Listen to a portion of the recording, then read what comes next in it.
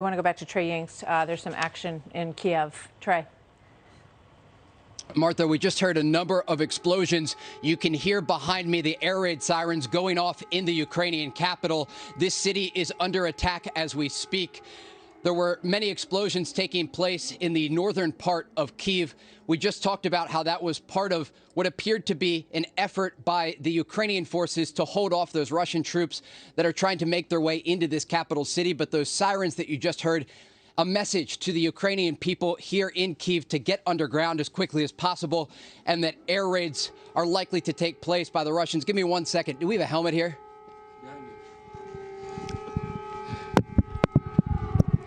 I can still hear you, Martha. Go ahead. Put your helmet on, and we can hear those air raid sirens.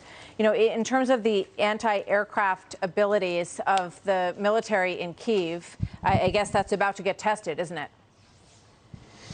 Absolutely. And the Russians claimed that they had taken out all of the Ukrainian air defense systems. But just yesterday, we saw one active near the capital city. So this indicates the Ukrainians still have some ability to push back these air raid assaults on the capital of Kyiv.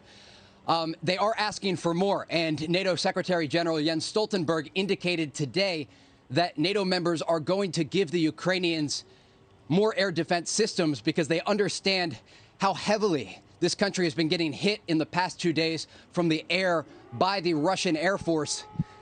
But these air raid sirens indicate they are going to continue hitting this city, and the explosions off in the distance right now, likely a few miles from where we're standing, Martha. All right.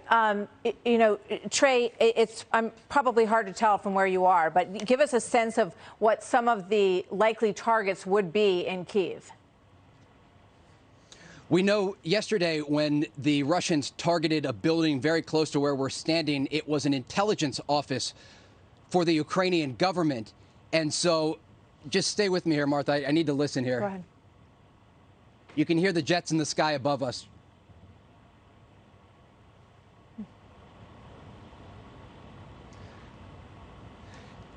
Some of the buildings that are being targeted by Russian forces are linked to the intelligence officials in the Ukrainian capital, but also military installations on the outskirts of the city have been hit quite significantly. Just listen here.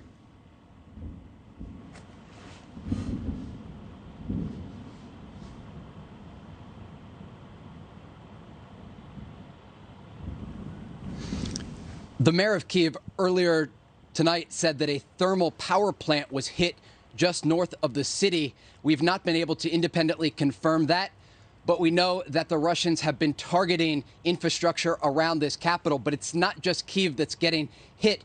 Kharkiv, the second largest city in Ukraine, also taking incoming fire. And there are also significant reports indicating that ground battles are taking place as the line of contact shifts each and every hour. This is a conflict that has spiraled quickly out of control. And that is part of the reason that you hear these desperate pleas from the Ukrainian president, Volodymyr Zelensky, to the international community, not just to pressure the United States and European allies to shift the pressure onto Russian President Putin, but also to provide that critical support in the form of weapons, anti-aircraft batteries, and anti-tank missiles, those Javelin missiles, all used in this fight against the Russians, because it's not just a ground operation. As you heard there, the sirens blaring throughout this capital city. Russia is hitting Ukraine from the air and from the ground. There are also reports from my colleague Lucas Tomlinson and our colleague at the Pentagon, Jennifer Griffin, that there is a campaign taking place in the southern part of Ukraine by Russian forces from the Sea of Azov. So this is a multi-pronged approach by the Russian military, and it makes it extremely difficult for the Ukrainians to organize and then launch counter-assaults against these Russian troops across Ukraine. Yeah. Martha. Well, we expect that we're going to hear more from the Pentagon in terms of that additional air support that might be provided, or any aircraft support that could be provided from NATO, and how quickly it could get there, because it certainly feels like time is getting very short for Kyiv in terms of an assault by the air and likely a ground assault as well. Trey, thank you very much. We're going to go back to you. You can hear those sirens again. Absolutely. And we will go back to you as things develop.